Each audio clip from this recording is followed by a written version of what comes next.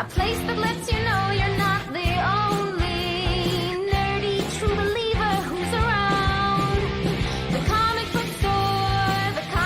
store, 'cause that's where the books live, but it's also much more. It's the heart of the art form that we all adore.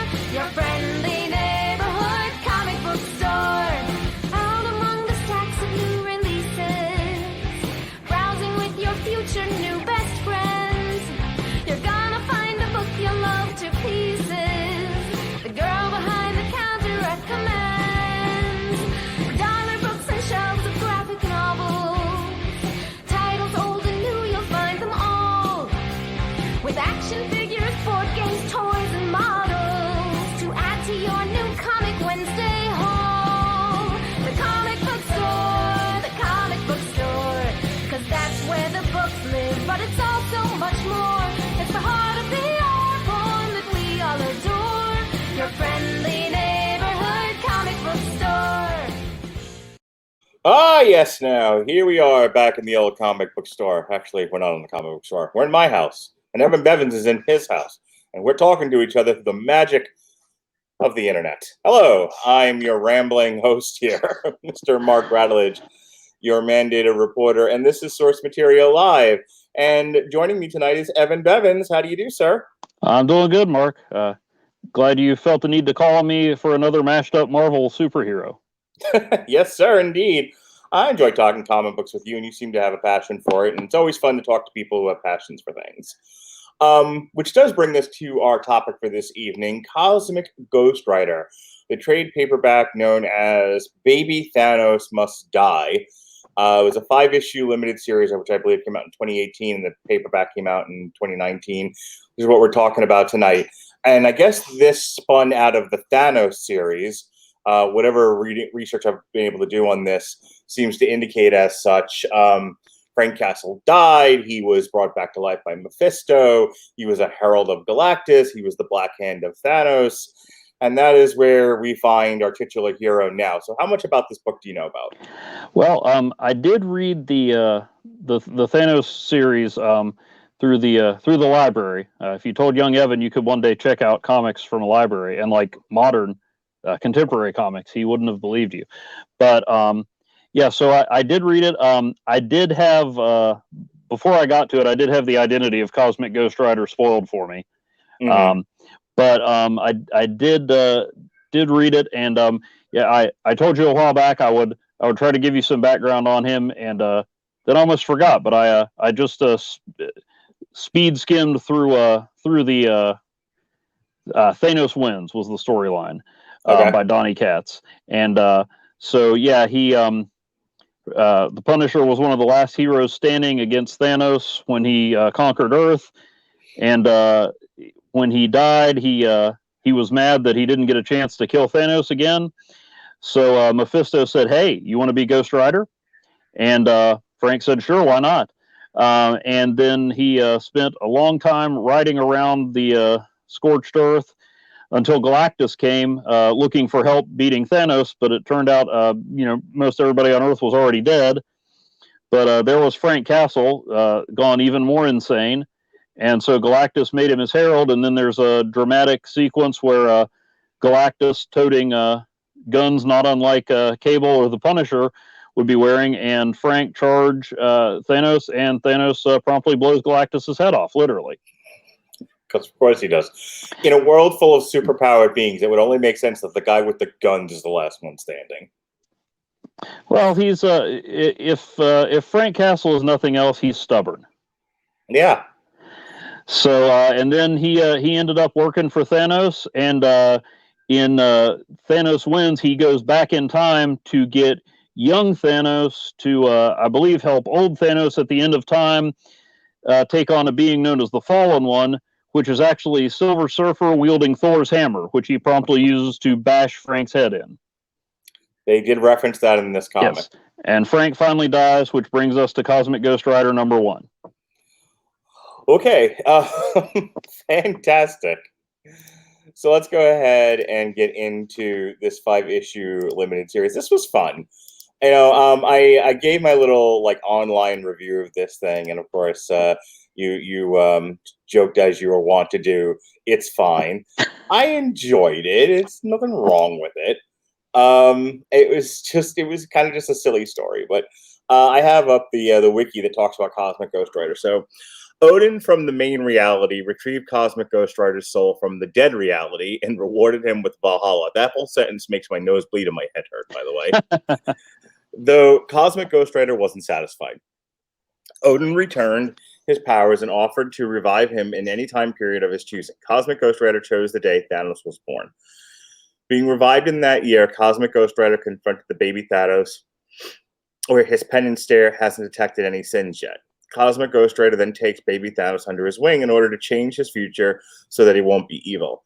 Tracking down Galactus to the planet Marcus Centauri, which he plans to devour, the Cosmic Ghost Rider tried to get Galactus to help him to no avail after Galactus scanned his memories. With Uatu the Watcher bearing witness, who's hilarious in this, by the way, an angry Cosmic Ghost Rider vowed to raise Thanos on his own consequently. By doing that, Cosmic Ghost Rider instantly created a new timeline where Thanos grew up to be something worse, and the Guardians of the Galaxy of said timeline tried to change the future by killing Thanos like you do. Unfortunately, Frank and later on, baby Thanos killed them all. They were subsequently greeted by Thanos' future self, who sported the same clothes Cosmic Ghost Rider used as the Punisher. Thanos from the future brings the writer and his infant self to his world, where he stopped all of the wars in the universe and saved Frank's family. The writer was happy at first until he found out that Thanos was a dictator to the planets he invaded, like normal, because that's what Thanos does, right?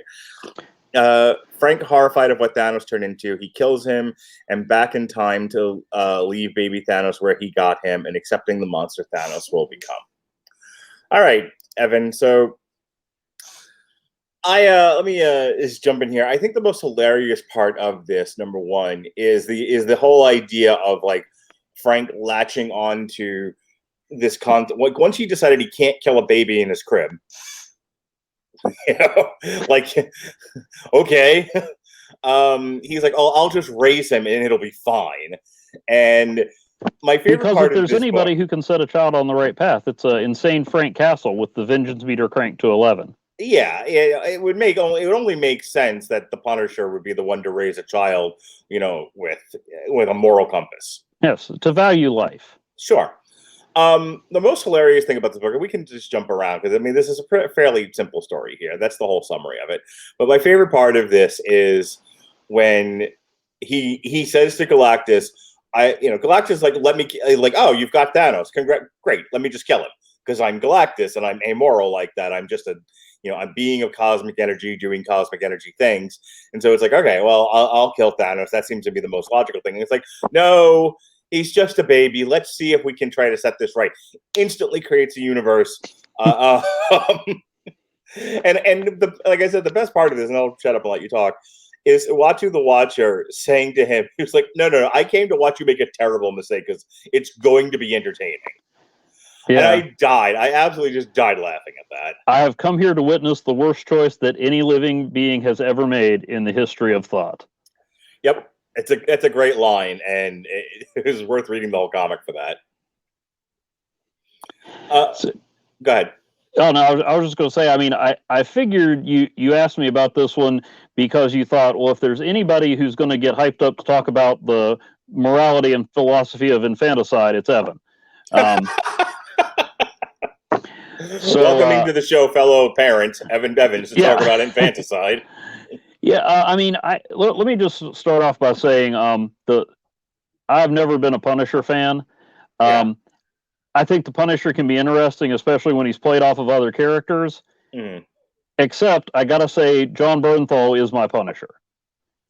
Yeah, I was thinking about that earlier, how I like the Punisher character, but I like the Punisher character kind of in small doses, and like you said, depends on the adventure they have him mixed up in. Like, we did a couple of years ago, I think, when Punisher got his own series on Netflix with Josh Bernthal that spun out of Daredevil. We did Welcome Back, Frank, and I know Garth Ennis is not everyone's cup of tea, but I thought Garth Ennis handled it with the degree of levity that we would come to know him on in like The Boys and stuff. And I know like people who have read Preachers, like that Preacher goes even a little too far. I thought Garth Ennis's Punisher was hilarious, and we had a good time talking about that. I don't always love everything that they do with the Punisher. Like if it gets too serious, I think it kind of loses me. I wanted to talk about this because this was such a zany. I didn't know that Cosmic Ghost Rider was Punisher. I just thought this was a zany concept, and I wanted to explore it. Yeah, I was talking to a friend of mine today about this, and he had actually heard there was a theory that when the original Thanos series was coming out, that Cosmic Ghost Rider was Deadpool, and he reads Okay. like Deadpool. I hadn't heard that, but I was, as I was reading through this and taking notes, I was like, why Frank Castle? Why the Punisher? Because this, I mean, it seems like from a marketing standpoint, you'd want it to be, you want Deadpool, Deadpool, Deadpool. I mean, Deadpool's the only character Marvel didn't pretend didn't exist when Fox had the rights to him, pretty much.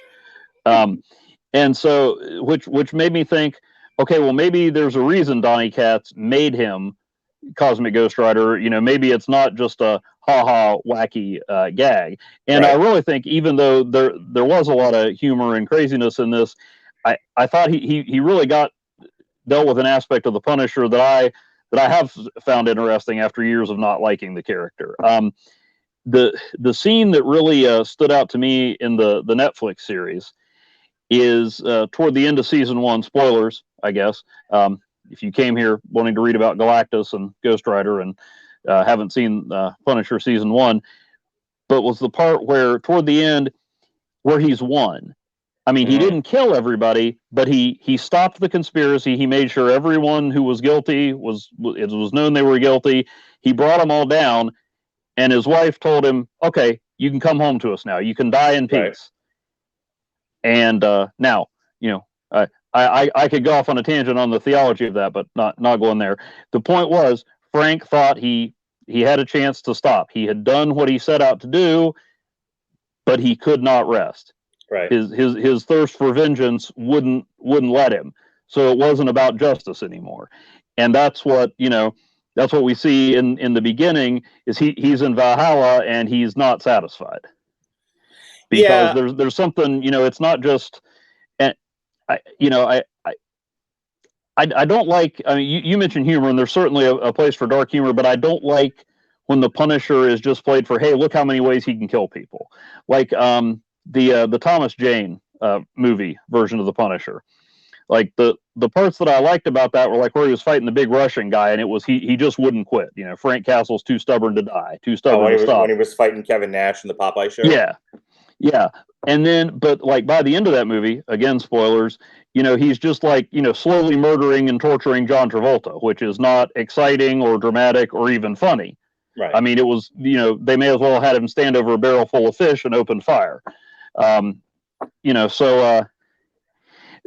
I like this idea that, I mean, and there's been stories that address it. Frank's not a hero. He thinks there's reason for what he's doing, but it's because there's something kind of broken inside him. Even though for most of the, like, again, getting back to the show, you can understand why he's doing what he's doing, but at some point it's just not about justice anymore. Yeah. I did like the way this opened. You brought that up. Is that he's sitting in Valhalla, and it's always. The guy who, what do you give the guy who has everything? You have to like get him out of that funk, because people in those situations, once they've accomplished the goal, they've climbed the mountain, they've gotten to the end of the mission. They're like, okay, well, now what? And Frank has this void in his heart from his family dying.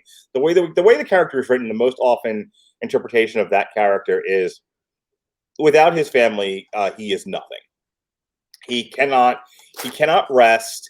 He cannot be satisfied, and without a target to murder, he kind of has no reason to go on. And so he's sitting in Valhalla, and Odin's, and Odin senses that. It's like, well, if you don't want to be here, then don't be here. And Donny Cates, are we going with Cates or Cats?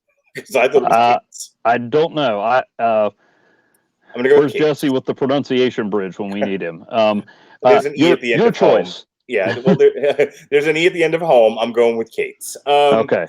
So Donny Cates, and I apologize to the author if I'm wrong about that, but wouldn't be the first time. We just call him Donny. It's true.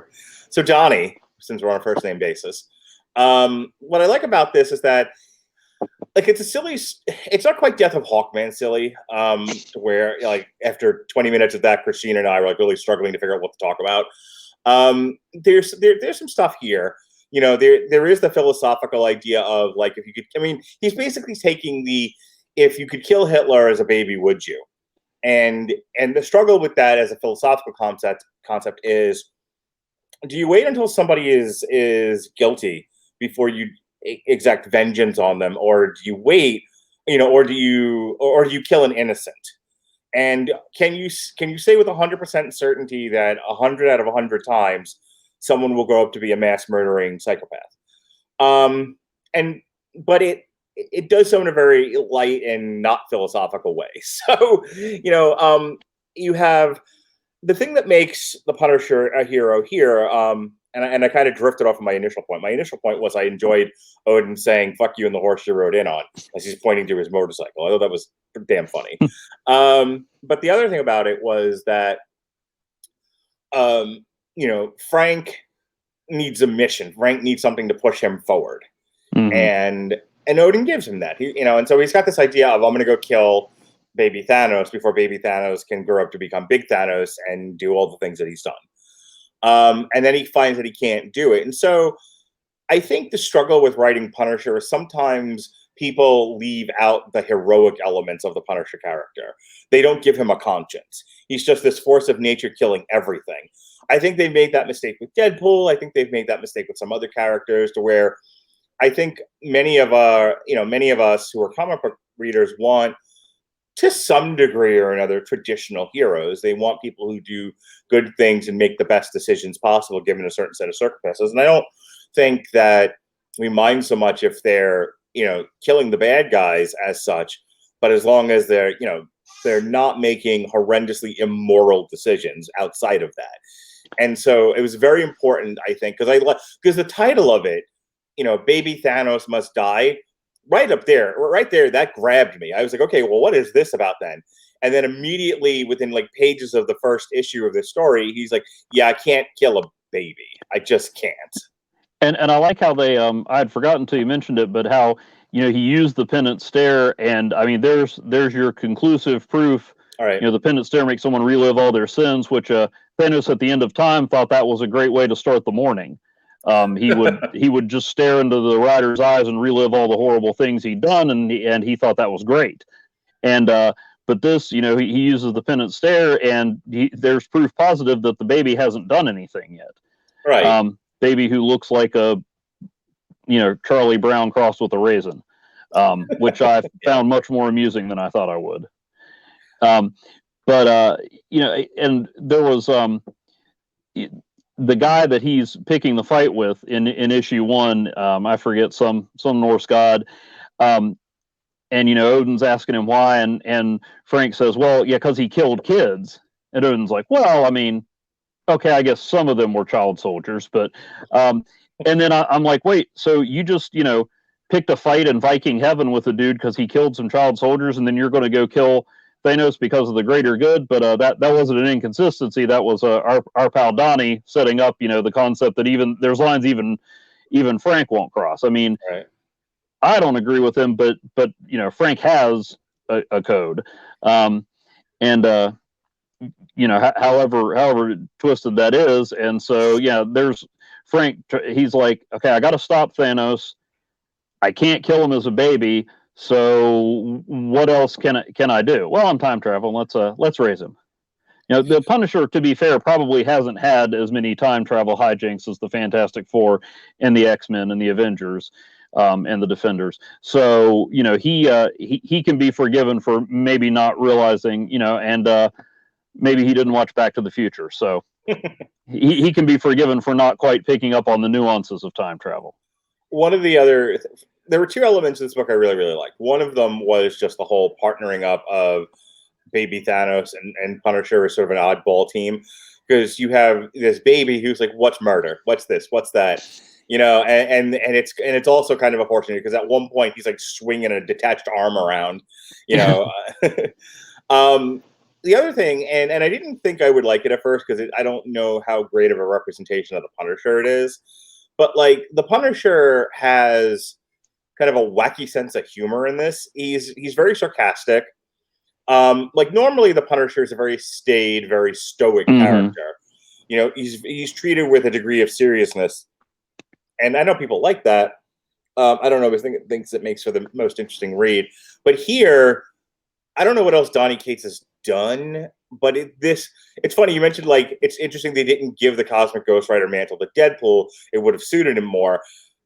Punisher almost gets written like Deadpool here. Like he's not breaking the fourth wall as much, but there's definitely some like kind of meta humor, kind of poking fun at the medium. Yeah, like I said, after he came back as Ghost Rider, he basically rode around Earth for centuries with not much to do. There wasn't hardly anybody left to punish, and so his mind just totally broke. So, and again, I'm not exactly a Punisher scholar. I like the Punisher when he's played off of other heroes. Like it gets to be a little cliche, but the Punisher going up to Daredevil or Spider-Man and going, if you just put a bullet in Norman Osborn's head, he wouldn't keep killing people.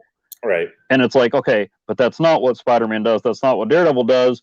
But, no matter how much you value the sanctity of life, you're like, okay, but when's enough? So, I like when he challenges the other characters. There was a great series a few years ago called Marvel Knights, where the Punisher finds something going on that involves Asgardian trolls.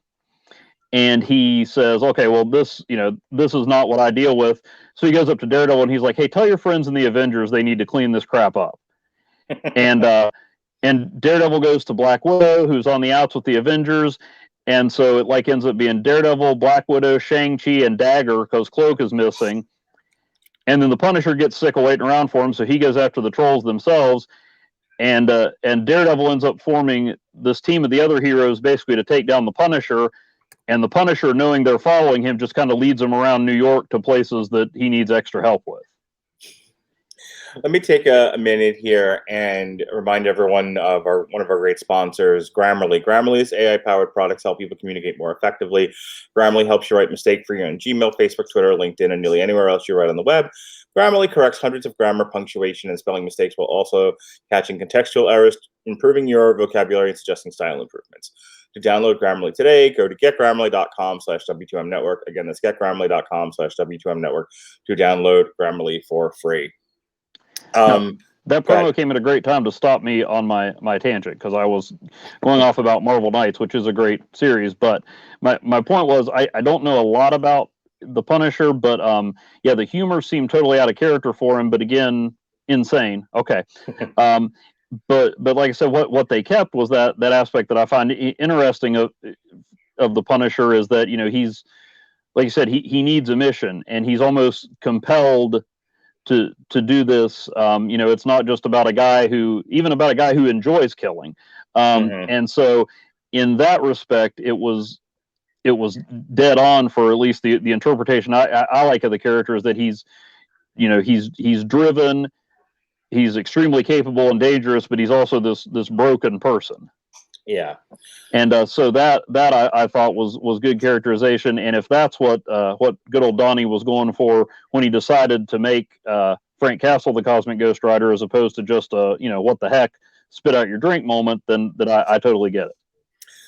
I did enjoy like some of the sight gags and this, like some of the levity, because he once he's decided, once you get past the interpretation of the character where he's a little nutty, but you just explained like comes from a place of it comes from a previous narrative. So okay, so he's a little nutty. He's not the same Punisher he once was, and he's still a hero at heart. He doesn't want to kill a baby. It's funny that's the line, but that's the line. What makes a hero? Not killing a baby. All right. Except, did you think it was weird that Insane Punisher draws the line at killing a baby, but Cable and the Guardians of the Galaxy are like, "No, we're good with it." Well, I was just getting there. So. Oh, sorry.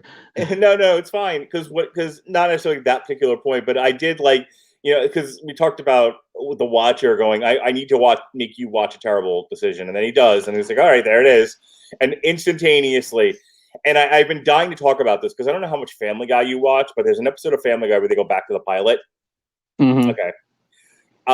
So in the pilot episode, so the premise of the episode is that Brian the dog buried like a tennis ball or something in the yard, and Stewie's like, "Let's go use my time machine to go see where you buried your thing, and then we'll come back to the present and you can dig it up. You'll know where it is because he doesn't remember where he buried this thing."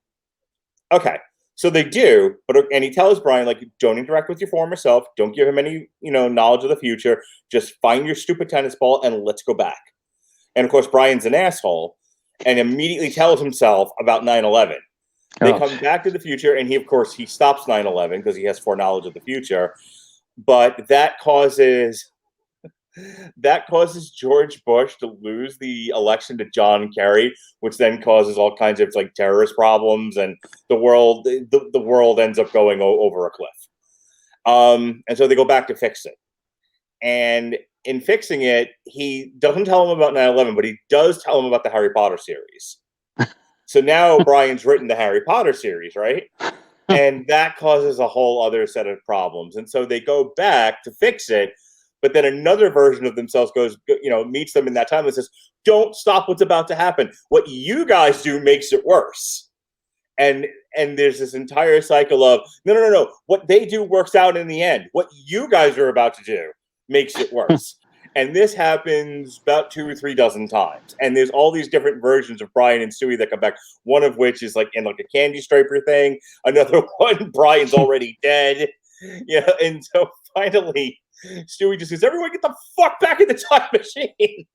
And then the original version that went back in time to find the tennis ball show up.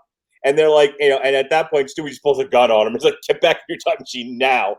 And Brian's like, "I don't understand what's happening." So he just shoots him in the leg.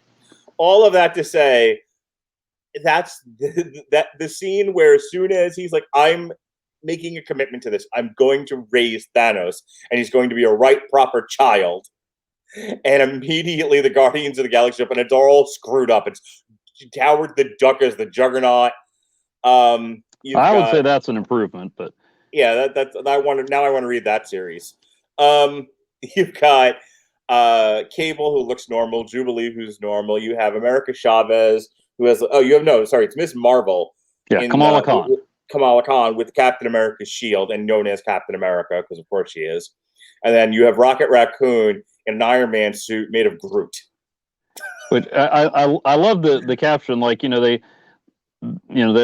explained a little bit, but Iron Groot, rocket piloting a mech suit made out of his tree buddy. Shut up, you like it. Yeah. Clearly the editorial instruction of this thing was to not be totally serious, like have fun with it. Yeah. Which I'm okay with. Oh yeah, it works in this, and even I've complained about graphic excessive violence, but I mean it fits in the story. When you've got Frank Castle and Thanos collaborating to make the world a better place, it's going to be bloody. Right. I mean my heart hurt a little when I think he cut Beta Ray Bill in half, but well, I was going to get to that. So like the whole connection to Family Guy. So Cable keeps like going through time to bring back more allies. Yeah. And they all die. It's just like, and what is it? The line is slide times one. What was the body slide? A body slide one, right? Yeah. And then finally, Punisher's like, "Enough already," and just kills him. It's great. Like as sad and like excessively violent as it was, I laughed hard at that. Yeah. It fit in here. I mean, it fit with the story. It wasn't just there. One of the things that I always enjoyed reading What Ifs, but sometimes I thought it was just like hey, let's see how we can kill all these superheroes. Yeah. But the What If series and some of these comic books that don't have to deal with main continuity stuff, so they can just kind of have at it. Mm-hmm. They do often feel like a child just smashing their toys together.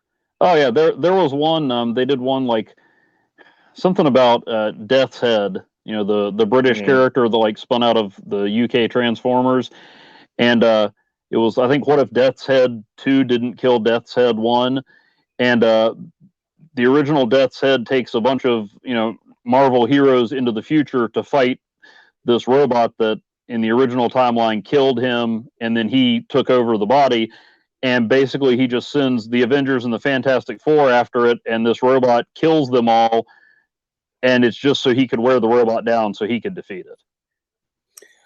So that took us through, I think, the first half of it. A lot of silliness, a lot of like a lot of Punisher having this like really casual conversation with Galactus, and Galactus sort of being being very androidish, just Yeah. no emotion, just like no, I have to kill the baby and I have to eat the planet. That's what I do.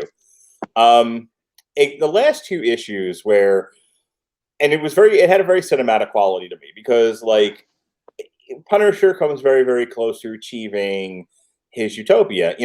It's one of those where, like, and you see it like in CW shows, with alternate timelines and stuff. Mhm. You see it in a lot of places where it's like, once again, he gets everything that he wants, and it kind of reminds me of Batman: The Wedding, where he's so close to marrying Catwoman, and then of course they took it away from him because Batman can never be happy. Was the explanation we got from Tom King? Tom King, yes.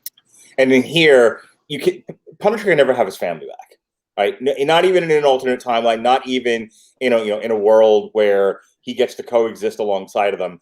And it's so funny because his reaction was essentially, "This isn't real."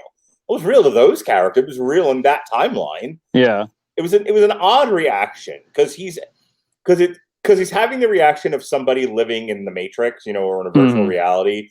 Kind of a thing. It's like, this isn't real. And I bring that up because there was an episode of Agent of S.H.I.E.L.D. I don't know if you ever watched the show before. Oh, yeah. So remember what I'm talking about, where like Mac, I think it is? Yeah, in the framework. Right, where Mac's like, I don't care that it's not, I talked about this with Andrew when we reviewed the series. Of all the things of the show, which were not great in terms of writing, in my opinion, that was the single stupidest thing I saw, was Mac going, and I know it was like played for emotion, but it never really worked for me, it never really resonated. He's like, I don't care that this isn't real, and you've conclusively shown me this isn't real. Here I get to live in a fantasy world where I have my daughter, so I'm staying. And it's like, come on. Like, that Star-Lord punching Thanos as they're trying to take the Infinity Gauntlet off him. I'm like, could characters really be this stupid? My oldest daughter still blames Star-Lord for Endgame. She'll just randomly go, no, all those people wouldn't have died if Star-Lord had just not been an idiot. Your daughter is sage, wise beyond her years. So anyway, so here, and so like in a continuity where a timeline where the Punisher rose Thanos, where Punisher raised Thanos to adulthood, and they together created this utopia. But of course, in any utopia, and we learned this in the Matrix movies, nobody, certain human beings are never willing to accept utopia. They have to have a struggle. And so I think it's implied in the comic, at least, that like those people are sort of cordoned off into a part of the world, where they can't bother anybody. It's kind of, it's kind of like the underground. It's kind of like the underground society in Demolition Man. How many references can I make to other shit in this podcast, by the way? A lot. Hey, everybody, count Mark's references to other stuff and post your number in the comments below. Take a drink every time I reference another movie or a comic book. You will be dead. That's irresponsible. So anyway, it's like Demolition Man or any other number of things where utopian society gets created, but there's always that segment of the population that they have to kind of move out of the way. And then Punisher's reaction to it is like, none of this is real. Like he's reacting to it like it's a virtual reality thing, and it's like, not to them. That Frank Castle was perfectly happy. Why are you taking away his utopia? Well, and then the line I loved is when he's seeing utopia, and then he turns around and is like, "Oh, that's how he made utopia. He got rid of everybody who disagreed with him." He delivers one of the most ironic lines I've read in comics. You can't just dole out death sentences because people don't fall in line. Yeah, that's kind of your whole thing, Punisher. Really, Frank? I was going to say, it didn't in comic Thanos call him out on that? He was like, pot? Kettle. Yeah. I mean, but that's what I like, and they eventually went in this direction because, once you get past the absurdity of, Frank Castle raising any child, let alone, probably the greatest murderer the Marvel Galaxy has ever seen,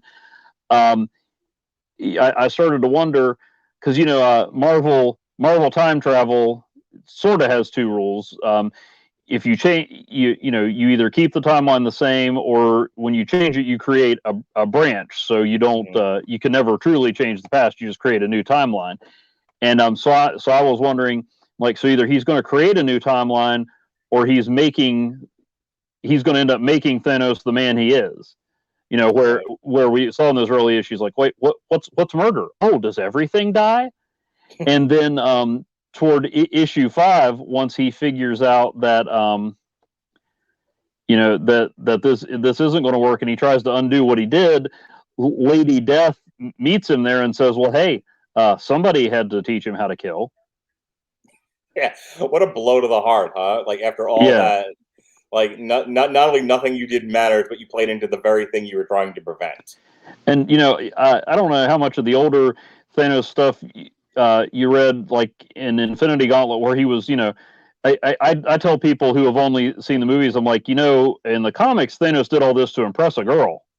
Yes, I have read that.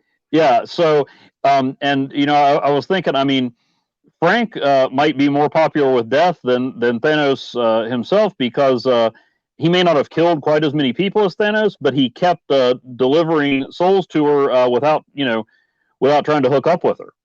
I was going to say, like, a lot of what Thanos does gets undone. Not a lot of the people that Frank killed came back to life. So there's an argument to be made that Lady Death would be better off with the Punisher as a suitor than Thanos. Yeah, except Lady Death usually wasn't all that interested in Thanos. So Thanos is like, hey, I killed half the universe, and she goes, I have a headache. Because if you ask any girl on TikTok, girls are not interested in guys who are interested in them. They're only interested in the one that doesn't pay attention to them. So there you go. I'm surprised she didn't hit on Frank there at the end. Yeah, but, now I'm picturing someone in a Lady Death cosplay doing a TikTok dance. Sorry, go ahead. Okay, well, it's probably already out there. But yeah, it was. I mean, I like that idea. Obviously, I've said over and over problems I have with certain Punisher stories, but this said, the Punisher's problematic. Like, when your idea of heroism is to kill everybody who's wrong, eventually, what are you going to do when you go up against someone who death is their I started to say their hobby, but their raison d'etre. How are you going to stop Thanos when he's better at what you do than you are? And kind of the last thing I have to say about this, because I think we've covered everything, is that was probably the lamest part of the story for me. Like, the part of the story that just didn't work. Because I like the humor in it. The art's kind of, it's fine. It's nothing special. It's not utterly unreadable, but it's not great either. I've seen better art. It fit the tone. If it had been a more straight, serious story, I don't think it would have worked. I tend to prefer, like, if you've ever read The Boys, I tend to prefer the sharper, brighter kind of art, but not every comic can be drawn that way. And again, yeah, I read The Boys. I hope one day to forget it. But most of this I liked. I'm like, 90% I enjoyed it, 10% like eye roll. And the eye roll part for me is the interpretation of this iteration of Punisher that has this weird moral compass that doesn't line up with anything he's ever done in the history of this character, starting with him trying to kill Spider-Man. And so, like, I'm kind of on Thanos' side where, where Punisher's lecturing him, he's mansplaining, if you will, about how you should not do these things. And Thanos is like, all right, you're the last person in the galaxy that should be preaching, don't kill people who disagree with you. That's no. Yeah. Just no. Which I thought was the point. I mean, I did like that, because, the Punisher, he may be trying to do what he thinks is the right thing, but he's not a hero. Mm-hmm. But he wins in the end. In the end, they solve the problem, and that's the other thing about the resolution of the story is, I don't know how much Frank grew by like your protagonist should have an arc of some kind, and by the end of it, he comes to realize that if the moral of the story is, you just sometimes have to accept things are what they are, and you have to let them play out. You cannot be a control freak. That is not the way to go through life. That's an interesting point to be making. Weird that you made it with the Punisher, but I guess if you're going to make it with a weird character, that's the one to do it with. And so, like, on that level, I can appreciate it. But other than that, I'm not entirely sure this character grew in any way, changed in any way. And we're just kind of, it was 5 issues of a lot of stuff happening, and we're right back to where we started with nothing having changed. Yeah, I don't know. I mean, the only way he changed was, I mean, yeah, he didn't really change a lot. I mean, the lesson he learned was that,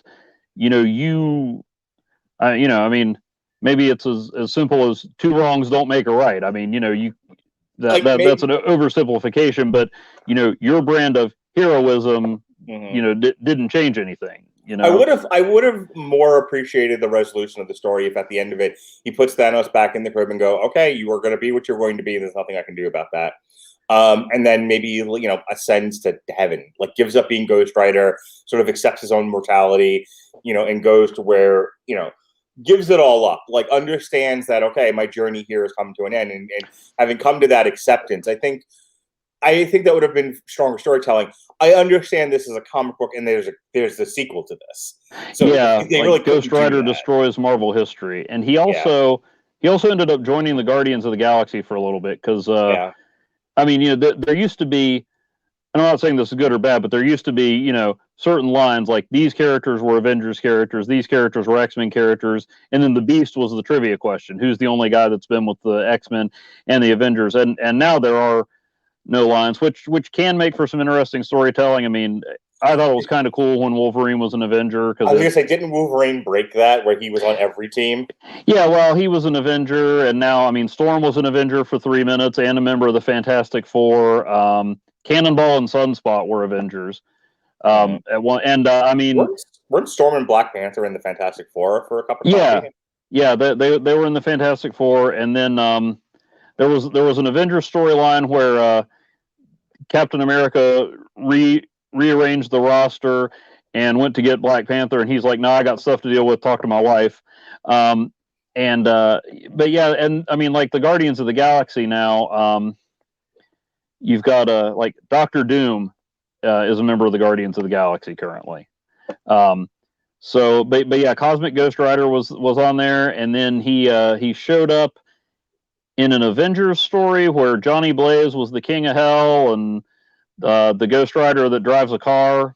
I can't remember his name. Yeah, it's like the Hispanic fellow. Yeah, he's an Avenger now. Yeah, Lowrider, Ghost Rider. But yeah, he's an Avenger now, and Cosmic Ghost Rider showed up in that. So, and then now I think the next series was something like Cosmic Ghost Rider destroys Marvel history. So yeah, they.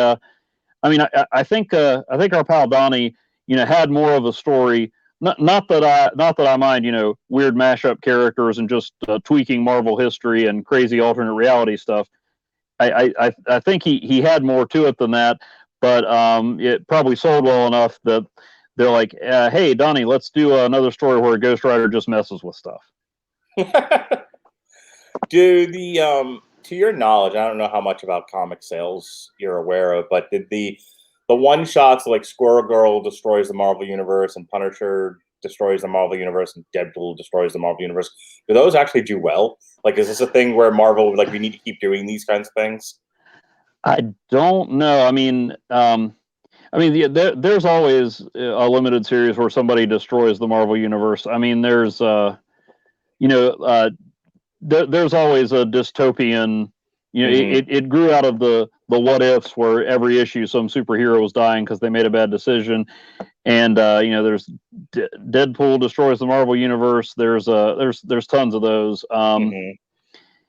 Squirrel Girl beats up the Marvel Universe was a parody of that. I don't know how the sales figures did, but I can say that not enough people bought it because it's amazing. But yeah, I don't know. I mean, this has, like I said, it has kind of a Deadpool vibe, and people seem to like Deadpool, whether he's being trying and failing, but really trying to be heroic, like in Deadpool 2, or whether he's just straight murdering people he doesn't like, which was all he did in Deadpool 1. Right. But so I got to imagine that's appealing, although yeah, I do not follow the sales charts that closely. Chris Sheehan's your man on that, but it gets harder, especially with digital sales, to know exactly how well something sells. And then when they talk about something selling out, it's all based on pre-orders. So, shops can order a lot of them, and then they're sitting on the shelf and can end up in the dollar bin, but technically they sold out. Right. I mean, that's why you'll hear Chris talk a lot about how, they'll announce second printings for things that just came out, and there's no way you could possibly know how well they sold, but based on the orders, they've already commissioned a second printing because it's so popular. Yep. All right. So overall, I'll give my final thoughts here, and then you can have the last word, and we'll get out of here. I enjoyed this. I enjoyed talking about it with you. It was one of those deals where, and Chris and I have talked about this before, speaking of Christian, some of these comic books that we talk about, like, they generate hours worth of discussion and, discussing sort of the themes and finer points of it. And some are Death of Hawkman. It was we read it. It was entertaining. I laughed, I cried, I hurled, and I moved on to the next book. So I'm glad I got a chance to talk about it. I was interested in the subject matter. I think this is sort of a higher level in terms of theme and quality than like Death of Hawkman. Death of Hawkman had, it was like a cartoon. It just existed, and I was entertained for the 5 issues. I read it, and then it was done. I read Death of Hawkman, and that's all I can tell you about it. Yeah. I read it had a beginning, a middle, and an end. This was not that plain. This was not that simple. This had some stuff going on with it, but overall, it was just kind of a fun read, and I wouldn't say imminently forgettable. Probably just a level above that. Yeah, I liked it better than I thought I did. I liked it better than I thought I did. How about than I thought I would? I mean, when you asked me about it, I had actually put it in my queue on Marvel Unlimited to read because I was curious about it. I mean, I'm not obviously not a Punisher fan. Beyond the look, I'm not a huge Ghost Rider fan. I mean, Ghost Rider looks awesome. It's one of the most distinctive characters. I am. I'm a bigger Ghost Rider fan than I am Punisher. So when I saw that there was a cosmic Ghost Rider, I was like, "What is that?" So. Yeah, I mean, the visuals I love. I mean, I guess like any character, there's some good stories. There's some not as good stories. I haven't found a lot that I've liked, but I mean, just Ghost Rider showing up just looks cool. Sure. And I'm a guy that I like crossovers. I like mixing things together. I never watched. I think I watched like fragments of 2 Friday the 13th movies when my friends had seen them all when I was a kid, and never saw a Nightmare on Elm Street movie. But when they did Freddy versus Jason, I was like, "Well, that's cool." I don't know. That's a great movie. It's stupid as shit, but it's great. Yeah. Like, I mean, I like Batman because who doesn't like Batman? But I never read a lot of Batman comics. Never read any Spawn, but I went out and bought the Batman Spawn crossover. So I just like when they mix things together. I don't know. I like music duets, even if it's by 2 artists I'm not familiar with. But it's weird. I don't know if it's new lines crossing in my brain or what. So I thought it was interesting, just as an idea. So I'm like, yeah, okay, I'll see what this is about. And I mean, Howard the Duck as the Juggernaut, which we did not get enough of. And how did he die at Galactus's hands? But Cable's like, no, I'm fine. Anyway, so I like all that. I like those crazy mix-ups and things like that. So I wanted to give it a try, but I'm like, it's probably going to be pretty violent and dark, like the Thanos Wins story that introduced Cosmic Ghost Rider. It's very well written, and it's not very fun.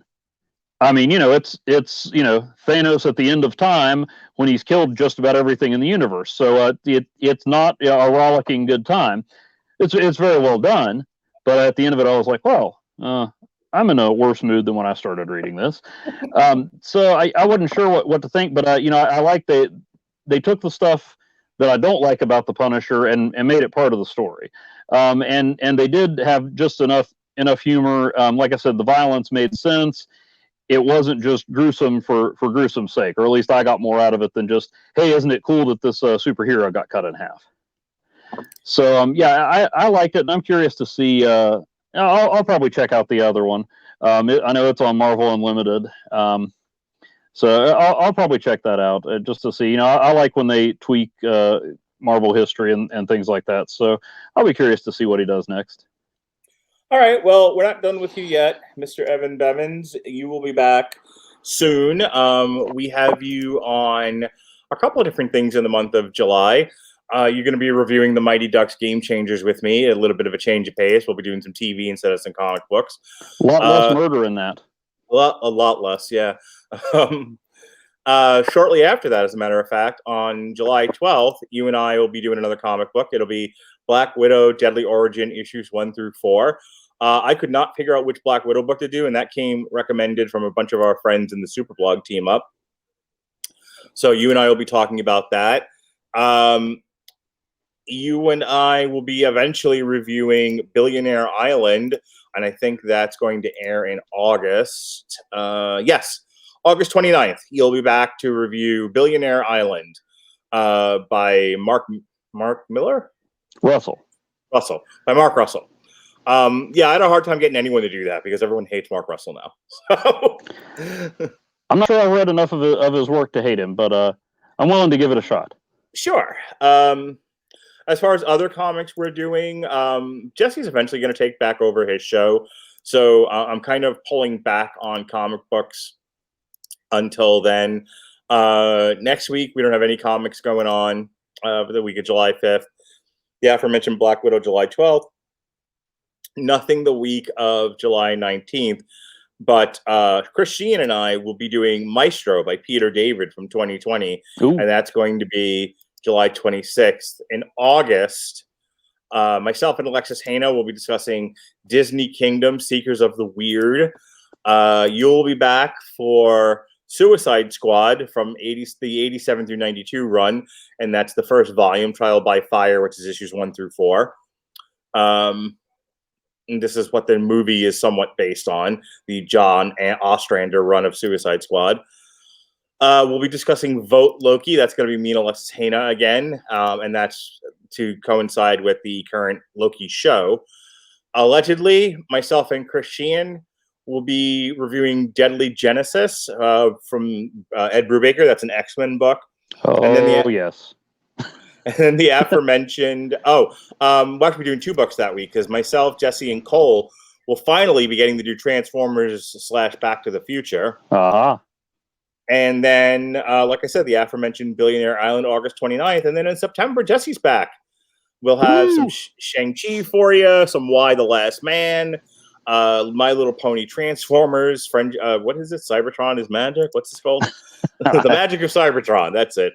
And then Jason Teasley, of course, who's a big fan of the symbiotes, will be on source material to talk Venom, Carnage Unleashed, which is Carnage Unleashed 1 through 4. So, yeah, like I said, Jesse will be back sometime in September to start taking over those books, and I will be backing off of comics. So that's what we got going on there. In the meantime, this week, what we got going on tomorrow, we'll have a Damn You Hollywood for F9, The Fast Saga. On Wednesday, we're just dropping an archive show, nothing new. It's if you haven't heard it, because it's like 10-year-old show, we'll be reviewing Testament: Dark Roots of Earth. For those of you who like thrash, Thursday night, myself and Sean Comer will be reviewing the movie Spun. If you like meth, that's a fun movie to watch. Stars Jason Schwartzman. I just got finished rewatching it again. I love it. It's such a fun movie, very stylized. And then on Friday, The Boss Baby is going to be day and date in theaters and on Peacock. So my kids and I will be dropping a commentary track for the first Boss Baby movie, as well as 2 shows from the archive, or 1 show from the archives covering 2 movies rather. Myself and Jeff Harris, once upon a time, reviewed Disney's The Lone Ranger and Disney's and Pixar's Monsters U. And then on Saturday, we have a Long Road to Ruin for the Darkman trilogy. Remember Darkman, Evan? I do remember Darkman. In fact, I was just writing about Darkman briefly for my blog. Were you really? Well, yeah, it was about my love for odd crossovers, and when I heard many years ago that Dark Horse was doing RoboCop versus Terminator, which I knew little about, I immediately started writing my RoboCop versus Darkman fanfic, but it only made it like 2 pages because I didn't know anything about Darkman either. The second Darkman movie has my favorite title of any movie ever, and it's Die, Darkman, Die. So good. It's to the point. Yeah, it definitely makes a point. So you have a blog, and Yes. you have a real job. So go ahead and do your plugs. Let's see. Lost a headphone here. Yeah, my blog is *51 at blogspot.com. Right now, I am fighting with my camera, and I am reading through, finally, after 20 some years of procrastination, Captain America: Man and Wolf, because nothing says Captain America like turning into a werewolf and hanging out with Dr. Druid and Wolverine. I did not know Dr. Druid was in this, so it's already paying off. But what about Dr. Bong? No, Dr. Bong sadly is not in it. But you can also find my super blog Team Up Dr. Bong retrospective on the blog. I'm also, speaking of movies, sharing with everyone my greatly in demand, not seen for years and years, movie posters for sequels to Free Willy that never happened, that I drew in 7th grade. Coming up this weekend, Willy versus Jaws. Nice. Which unfortunately I missed a great title opportunity for, but that's Willy Part 4, and there are so many more. So check those out. Occasionally you'll find I don't know if it's exactly reviews, but discussion of weird movies I stumbled upon, like Shadow in the Cloud. I finally got one person to watch it, and they weren't happy, but still. And then you can also go to newsandsentinel.com. My day job, I write for the Parkersburg News and Sentinel, and occasionally they let me tell people about the comic books where the subjects of a lot of popular movies and TV shows came from. So I'll be working on something for Black Widow soon, and I'm trying to cram in a bunch of G.I. Joe comics that I never read a lot about, but I know they had quite the history with Marvel. So I'm kind of working my way through that. My son cannot wait for the Snake Eyes movie. He might be the only person on the planet like super excited for not just Snake Eyes but Shang-Chi. And he was kind of hoping we could do like a double feature and see them on the same day. And they're like months apart. One's coming out at the end of July, the other one's coming out in like the middle of September. So I'm like, I'm looking forward to Shang-Chi. I'm preparing for that by watching a lot of Kim's Convenience. Okay. Well, no, the guy, that's where the guy that's playing Shang-Chi got his break. It's a Canadian sitcom that's on Netflix. Okay. All right, Evan, always love having you on. We're going to get out of here. So that's our review of Cosmic Ghost Rider, Baby Thanos Must Die. And every time I say that title out loud, all I can think of is the Lard song, 70s Rock Must Die. One has nothing to do with the other, but in my head, I just go, Baby Thanos Must Die, because the 70s music must die. 70s rock must die. When I TikTok this later, that's the song I'm using. Okay, I can't wait. Yes. So get on the TikTok. Check me out. All right. Every time I say something like that, I die a little inside. And with that, let's do a TikTok. It's me too. With me dying a little inside. I want to thank Evan for being on the show. I'm Mark Radulich. Be well, be safe, and behave.